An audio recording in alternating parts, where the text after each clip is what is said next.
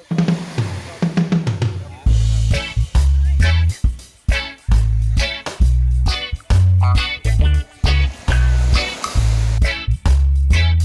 guys! For today ay maggagawa ako ng barbecue marinade. Yung liempo ang gagawin nating barbecue. So, ito yung mga kailangan natin. Itong Mamacita's barbecue marinade. Tapos, sugar. Ano lang to? Half cup. Tapos, calamansi juice. Siguro mga 15 pieces yon. Tapos, ito half cup din yan ng bawang. And then, half cup din ng toyo. Pero baka dagdagan pa natin yan, guys, ha? So, depende sa inyo kung anong gusto nyo ilagay sa inyong barbecue. So, yung pinakita ko sa inyo, yun yung mga, ingredients ng pambabad natin. So, unahin natin ilagay itong Mamacita's barbecue. Alam nyo, guys, masarap to. Tinry ko siya minsan. Para nagustuhan ko siya. Oo. Diba? Magdadagdag na lang tayo. Ayan. Kasi itong, pang 1 kilo ito eh. Ewan ko, tingnan ninyo kung ilang, 150 ml. Lagpas, siguro mga, 3 kilos mahigit yung barbecue namin. Tapos, ladagdagan ko siya ng soy sauce. And then, yung ating bawang, mas marami, mas masarap. Oh, di ba? Yan pa lang, ang ganda-ganda na tingnan. And then, yung kalamansi, para may pang, kontra, o pang, panabla, ano bang tawag doon, at saka sugar. Pwede kayong hindi maglagay ng sugar. Ako gusto ko kasi. Bala kayo dyan. Ayan. So, tingin ko kulang ito. Kasi, tingnan niyo yung ating liempo. So, ayan. Ang dami niyan. Mga 3 kilos ito. Mahigit. 1.5, 3 plus, tamo, 3.5 kilos pala yon. So, ito, hindi ko alam paano magkakasya. So, haluin muna natin, guys. And then, titikman ko. Pwede pa naman tikman yan kasi wala pa naman siyang karne. Ayun, tsaka buo pa yung sugar, Diba? Diba? Ganyan. Tapos, tikman natin. So, alam mo sa akin, sakto na lang. So, guys, kulang yung ating, yung kalamansi.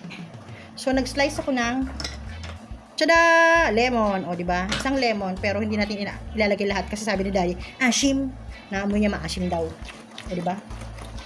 Alam niyo sa Daddy, lagi yung kontrabulati sa akin eh. So, lagay natin ha.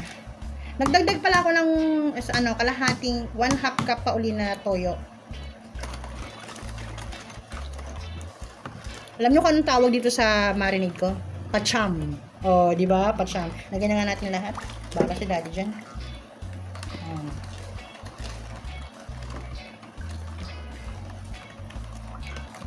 Ayan. Haluin muna natin kasi kailangan mag-combine lahat yung Ay, paminta pa pala! Wait. So guys, paminta. Damihan natin para mas masarap. Kaya pala sabi ko, parang may something na kulang. Diba? So, bahala kayo kung gaano kadami yung gusto nyo ilagay. Ako gusto ko madami. Yung mahahatching na kayo, diba? Ayan. Ayan, mahahatching na ako.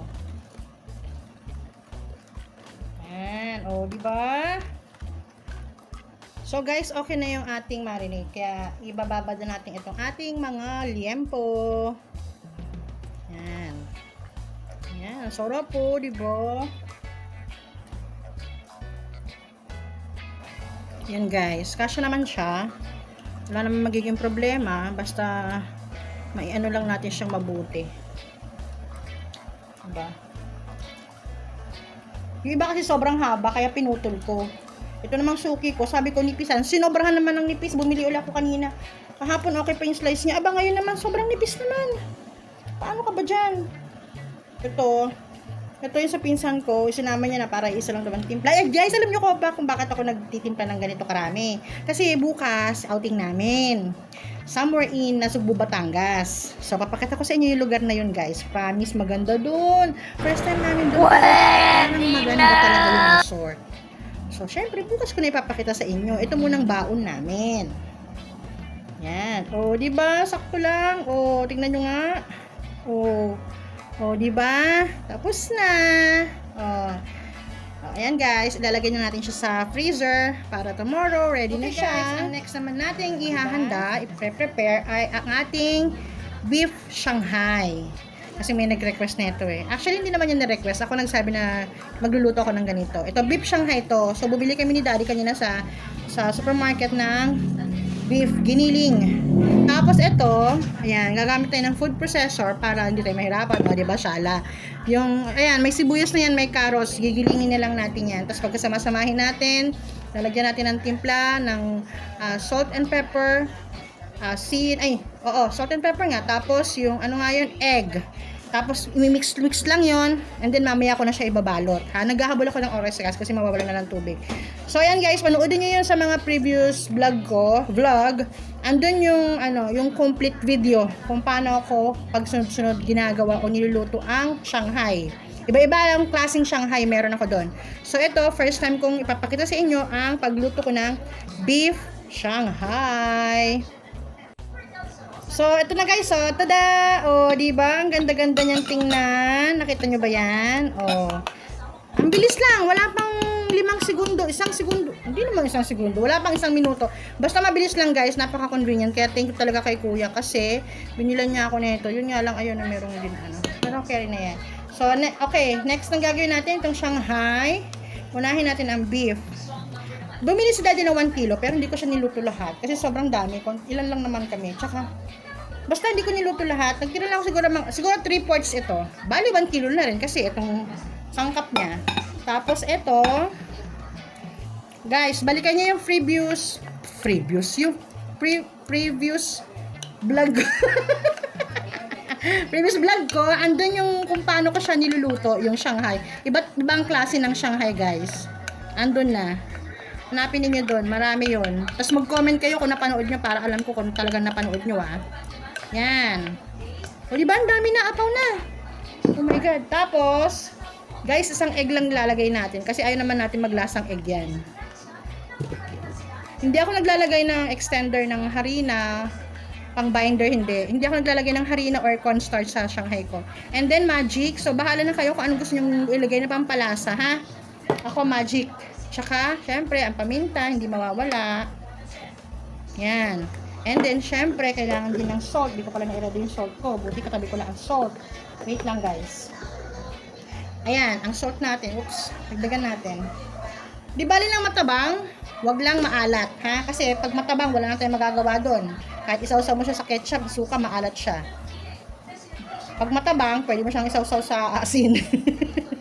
Teka lang guys, ililipat natin siya sa lalagyan kasi hindi ko na mahalo. Salin natin dito guys.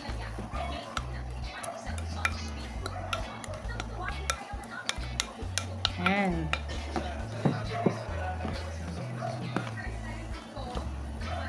Siyempre, hindi ako kontento nang hindi ko nahahawakan yung lulutuin ko.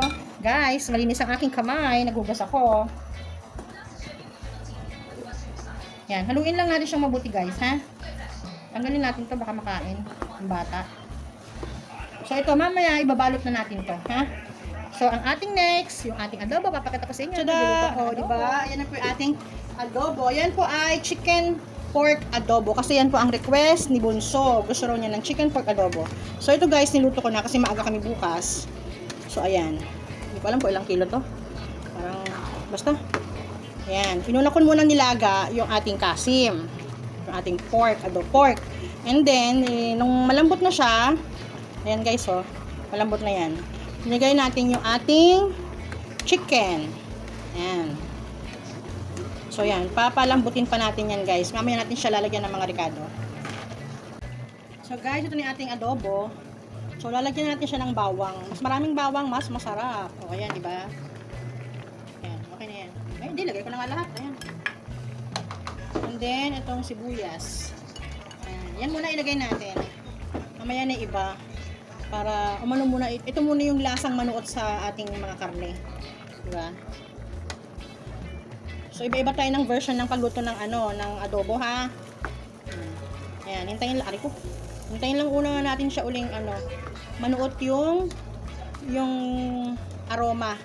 Tsaka yung flavor ng bawang sa ating mga karne. Tapos lalagyan ko rin siya ng paminta. Yung ilalagay kong paminta, yung crack, yung medyo malalaking hindi pino. Ha? Ayan. Bahala yung makapagot dyan.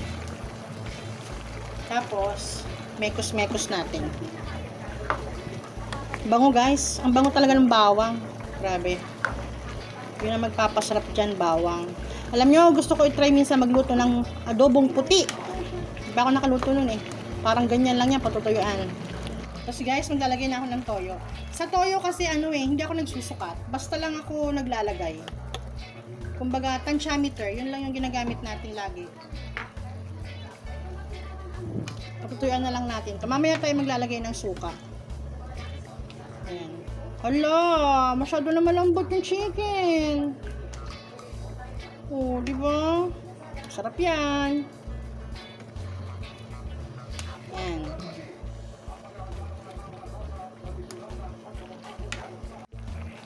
So guys, ayan, maglalagay na tayo ng suka. Ayan. Ito ang ginagamit kong suka, oh. Silver Swan. So ayan, pag naglalagay ako ng suka guys, hindi ko muna hinahalo kasi sabi nila mahihilaw daw.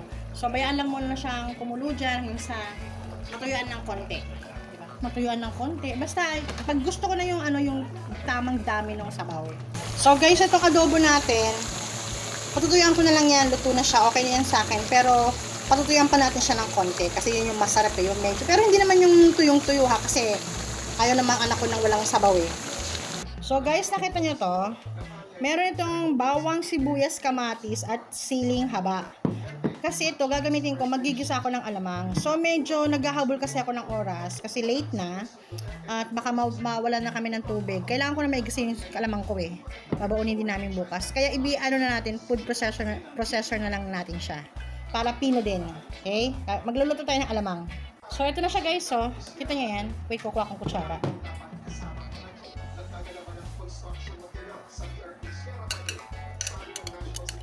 Yan, o diba?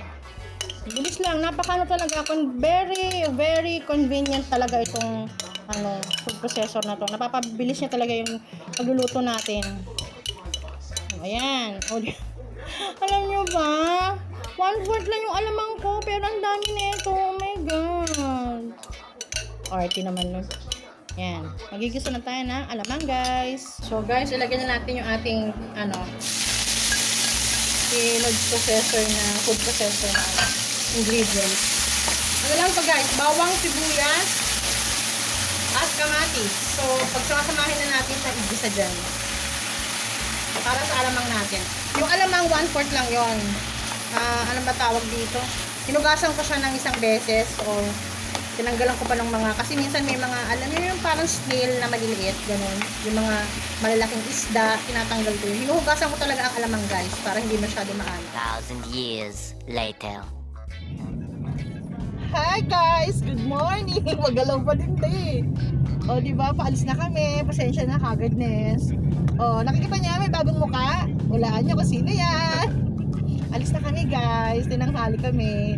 Usapan namin 5:30 o diba 6 o'clock na. Pero okay pa rin yun. So guys, mamaya punta tayo sa Nasugbo, Batangas. Sa ating guest for today, say hi. And say your name. Ano ba? What's your name? Adrian. Walang hila. Try nga natin to. Diba? Nakita ka? Uyung! Where's kuya? Ay, ayun! Si Bunso. Ayun na. Eto. Okay naman ang aming driver. Sige, mamaya na guys. Para kayo dyan. Hi guys! Andito na kami sa, dati sana to? McKinley! Di ba? Layo! Meron kasi kami dadaanan, yung kasama namin. Di ba? Usapan namin. Sinabi ko na kanina yun na. Paulit-ulit. Daddy, say hi to my vlog. Hi vlog! Hindi na, mag-aakit na siya. Kasi alam niyo kung bakit, wala pang tulog niya. Ay, oo nga. Shit. Shit! Ayan o. Say hi to my vlog, Adrian. Hi vlog. Hanggang mamaya mag-hi Vlog ba rin kami guys? Yun guys, yung kasama namin, yung puti. Di ba dalawa silang puti? Galing mo din. Walaan niya kung sino dyan yung kasama namin. Basta yung puti guys, yun. Mabigat kita. Yun o. Hi guys, naka-lipstick na ako. Di ba? Dito na kami sa saan to? Parang malapit na kami sa Villamor. Di ba? Tama ba, Daddy? Diretso lang tayo. Oo, diretso lang. So, ayan. Daddy, say hi to my vlog.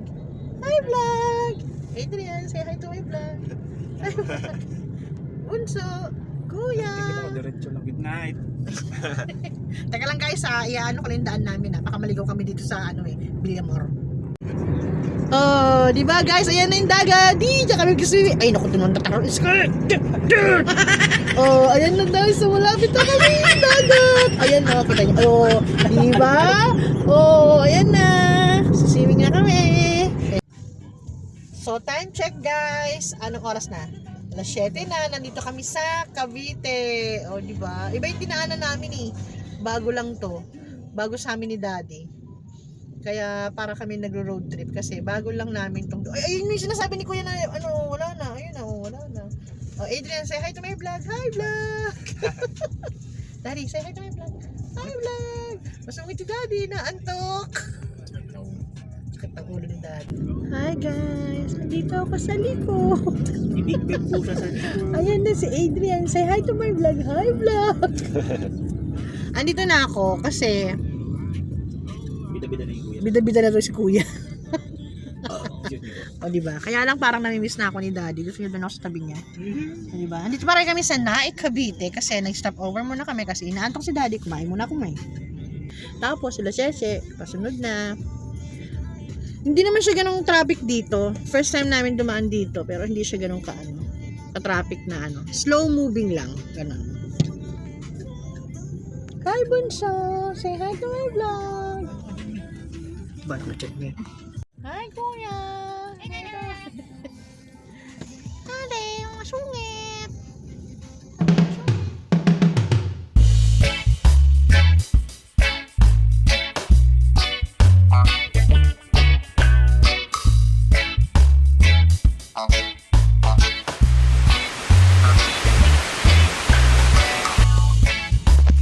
Hi guys! Ayan na, papasok na kami sa tunnel! To the next dimension! Oh my God! I'm so excited! Oh, di ba? Ay, nakikita niyo ba? Nakikita niyo ba? Ayun na, yun. Tika lang. Sige, Adrian, mag-video ka. Ayun na guys, oh! Oh, di ba? Oh my God! Pasensya na, first time! Oh, tingnan mo sila nagpipicture. Gusto ko din ganyan. Achievement unlock. Oh, achievement unlock! Oh my God! Hindi mo sila nakakaya dali! Ayan o! Ang happy nila, guys! Yay! We're here!